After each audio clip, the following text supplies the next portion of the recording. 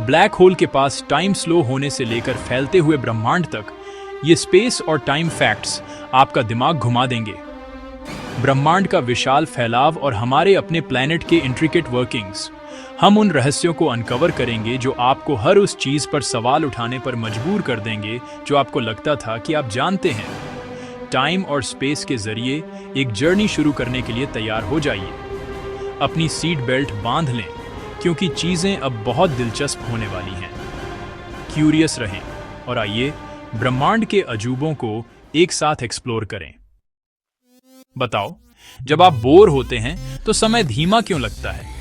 क्या आपने कभी गौर किया है कि समय कितना लंबा लगता है जब आप किसी बोरिंग मीटिंग में फंसे होते हैं या बस का इंतजार कर रहे होते हैं?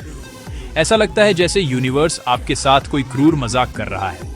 लेकिन डरिए मत, इस फिनोमिनन का एक साइंटिफिक एक्सप्लेनेशन है। देखिए, हमारा दिमाग अपने आसपास की इंफॉर्मेशन को लगातार प्रोसेस करता रहता है। जब हम एक्साइटिंग एक्टिविटीज में बिजी होते हैं तो हमारा दिमाग ओवर टाइम काम करता है, नई इंफॉर्मेशन लेता है और मेमोरीज बनाता है। इससे समय तेजी से बीतता हुआ लगता है। हालांकि जब हम बोर होते हैं तो हमारे दिमाग को कोई चुनौती नहीं मिलती। प्रोसेस करने के लिए नई इंफॉर्मेशन कम होती है, इसलिए समय को लेकर हमारी परसेप्शन धीमी हो जाती है। ऐसा लगता है जैसे हमारा दिमाग स्लो मोशन में फंस गया है। इसे ऐसे समझिए, सोचिए आप एक्शन और सस्पेंस से भरी कोई मूवी देख रहे हैं। आप कहानी में इतने खो जाते हैं कि समय का पता ही नहीं चलता। अब सोचिए कि आप कोई ऐसी मूवी देख रहे हैं जो धीमी, नीरस और बहुत बोरिंग है। बहुत बोरिंग। बताओ, लीप ईयर क्यों होते हैं? आहा, लीप ईयर, वो अनोखी कैलेंडर की बातें जो हमारे समय के हिसाब को गड़बड़ा देती हैं। लेकिन मानो या न मानो, लीप ईयर हमारे कैलेंडर को पृथ्वी के सूरज के चारों ओर घूमने के साथ सही रखने में बहुत काम आते हैं। दरअसल पृथ्वी सूरज का एक पूरा चक्कर ठीक 365 दिनों में नहीं लगाती है। हमारे ग्रह को एक पूरा चक्कर लगाने में लगभग 365.2422 दिन लगते हैं। वो एक चौथाई दिन भले ही छोटा लगे, लेकिन समय के साथ वो जुड़ता जाता है। अगर हम इस छोटे से दिन को हिसाब में न लें तो हमारा कैलेंडर साल मौसमों से अलग हो जाएगा। हर 4 साल में फरवरी में एक एक्स्ट्रा दिन जोड़कर हम पृथ्वी के चक्कर के साथ तालमेल बिठा लेते हैं और अपने कैलेंडर को मौसमों के साथ सही रखते हैं। क्या आप जानते हैं कि हमें स्पेस में टाइम का एक्सपीरियंस अलग क्यों होता है? अपनी सीट बेल्ट बांध लीजिए क्योंकि अब चीजें सच में दिमागी कसरत जैसी होने वाली हैं जब हम टाइम डायलेशन की अजीब दुनिया की खोज करेंगे। आइंस्टीन की थ्योरी ऑफ रिलेटिविटी के हिसाब से टाइम एब्सोल्यूट नहीं है, बल्कि ऑब्जर्वर के फ्रेम ऑफ रेफरेंस से रिलेटिव है। इस थ्योरी का एक हैरान कर देने वाला मतलब यह है कि एक स्टेशनरी ऑब्जर्वर के हिसाब से जो चीजें तेज स्पीड से चल रही हैं, उनके लिए टाइम धीमा हो जाता है।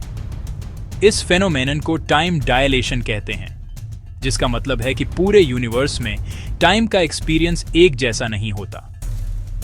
इस कॉन्सेप्ट को समझने के लिए 2 सिंक्रोनाइज्ड घड़ियों की कल्पना कीजिए, एक अर्थ पर और एक लाइट की स्पीड के एक खास हिस्से पर ट्रैवल कर रहे एक स्पेसशिप पर। जैसे ही स्पेसशिप स्पेस में तेजी से आगे बढ़ता है, स्पेसशिप पर टाइम अर्थ पर टाइम के मुकाबले धीमा हो जाता है। इसका मतलब यह है कि जब स्पेसशिप अर्थ पर वापस आएगा तो स्पेसशिप में मौजूद एस्ट्रोनॉट्स के लिए अर्थ के लोगों के मुकाबले कम टाइम बीता होगा। बताइए कि ब्रह्मांड क्यों एक्सपैंड हो रहा है? सदियों से एस्ट्रोनॉमर्स मानते थे कि ब्रह्मांड स्थिर और अनचेंजिंग था। हालांकि 20वीं सदी की शुरुआत में एडविन हबल के ग्राउंड ब्रेकिंग ऑब्जर्वेशंस ने इस पुरानी मान्यता को तोड़ दिया। हबल ने डिस्कवर किया कि गैलेक्सीज स्पेस में फिक्स्ड नहीं हैं, बल्कि वास्तव में हमसे दूर जा रही हैं। लेकिन यहां मजेदार बात यह है, जो गैलेक्सी हमसे जितनी दूर है, वह उतनी ही तेजी से हमसे दूर जा रही है। इस ऑब्जर्वेशन से हबल का नियम बना, जो बताता है कि ब्रह्मांड एक्सपैंड हो रहा है। इसे ऐसे समझो जैसे किशमिश की ब्रेड बेक कर रहे हों। जैसे जैसे ब्रेड बेक होती है और एक्सपैंड होती है, किशमिश जो गैलेक्सीज को दर्शाती हैं, एक दूसरे से दूर हो जाती हैं। किशमिश खुद नहीं हिल रही हैं, लेकिन उनके बीच की जगह बढ़ रही है। बताएं कि ब्लैक होल समय को विकृत क्यों कर सकते हैं? ब्लैक होल ब्रह्मांड की सबसे दिलचस्प चीजों में से हैं। वे अंतरिक्ष और समय दोनों को मोड़ देते हैं। आइंस्टीन के सिद्धांत के अनुसार गुरुत्वाकर्षण स्पेस टाइम का एक घुमाव है। ब्लैक होल बहुत ज्यादा घुमाव पैदा करते हैं, जिसे गुरुत्वाकर्षण विलक्षणता ग्रेविटेशनल सिंगुलैरिटी के नाम से जाना जाता है। जैसे जैसे आप करीब आते हैं, गुरुत्वाकर्षण समय फैलाव ग्रेविटेशनल टाइम डायलेशन के कारण समय धीमा हो जाता है। बताइए, टाइम तेजी से क्यों बीतता है जब हमारी उम्र बढ़ती है? याद है जब आप बच्चे थे और समर ब्रेक कभी खत्म नहीं होती थी? टाइम एंडलेस लगता था, एडवेंचर्स और खेल से भरा हुआ।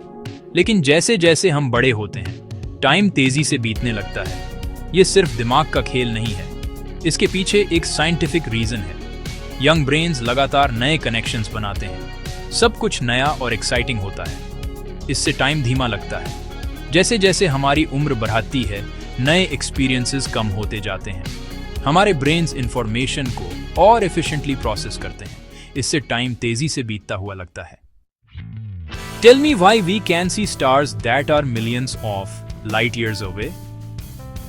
जब हम रात के आसमान की ओर देखते हैं तो हम टाइम में पीछे देख रहे होते हैं।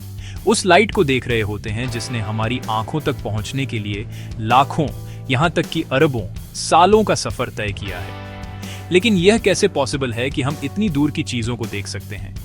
इसका जवाब लाइट के नेचर में है। लाइट एक फिक्स स्पीड से ट्रैवल करती है, लगभग 299 मिलियन 792,458 मीटर पर सेकंड। यह स्पीड लिमिट हालांकि बहुत तेज है। इसका मतलब है कि लाइट को कॉस्मोस में बहुत दूर तक ट्रैवल करने में टाइम लगता है। जब हम एक स्टार को देखते हैं जो लाखों लाइट ईयर्स दूर है, तो जो लाइट हम आज देखते हैं वह वास्तव में लाखों साल पहले उस स्टार से निकली थी। तब से यह स्पेस के विशाल खालीपन से ट्रैवल कर रही है, अपने साथ स्टार की एक स्नैपशॉट लिए हुए है जैसा वह दूर पास्ट में था। टेल मी, टाइम जोन्स क्यों एग्जिस्ट करते हैं? इमेजिन करो एक ऐसी दुनिया जहां टाइम जोन्स नहीं है। एक कैओटिक दुनिया जहां एक शहर में नून हो सकता है, दूसरे में मिडनाइट। थैंकफुली हम एक ऐसी दुनिया में रहते हैं जहां स्टैंडर्डाइज्ड टाइम जोन्स का सिस्टम है। पर यह सिस्टम जरूरी क्यों है? आंसर अर्थ के रोटेशन में है। जैसे हमारा प्लैनेट अपने एक्सिस पर घूमता है, अर्थ के अलग अलग पार्ट्स में अलग अलग समय पर डे लाइट होता है। सन ईस्ट से उगता है और वेस्ट में डूबता है, जिससे ग्लोब पर डे और नाइट का नेचुरल प्रोग्रेशन बनता है। अगर हमारे पास टाइम जोन्स नहीं होते तो अर्थ पर सबके लिए नून एक ही समय पर होता, चाहे उनकी लोकेशन कुछ भी हो।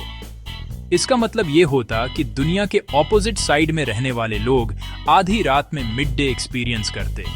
इस टेम्पोरल कंफ्यूजन से बचने के लिए टाइम जोन्स बनाए गए। अर्थ को 24 टाइम जोन्स में डिवाइड किया गया है, हर एक 15 डिग्रीज लॉन्जिट्यूड का है। हर टाइम जोन को एक स्टैंडर्ड टाइम दिया गया है, जो आमतौर पर उस जोन के अंदर एक पर्टिकुलर मेरिडियन पर मीन सोलर टाइम पर बेस्ड होता है। बताइए कि अलग अलग सीजन क्यों होते हैं? पृथ्वी के सीजन हमारे प्लैनेट और सूरज के बीच का एक सेलेस्टियल डांस है। लाइट, गर्मी और हमारे प्लैनेट के एक्सिस के झुकाव का एक रिदमिक इंटरप्ले। लेकिन हमें वेदर पैटर्न में ये साइक्लिकल बदलाव क्यों देखने को मिलते हैं? पॉपुलर बिलीफ के उलट सूरज से पृथ्वी की दूरी सीजन का कारण नहीं है। असल में पृथ्वी जनवरी में सूरज के सबसे करीब होती है, नॉर्दर्न हेमिस्फीयर की सर्दियों के दौरान, और जुलाई में सूरज से सबसे दूर होती है, नॉर्दर्न हेमिस्फीयर की गर्मियों के दौरान।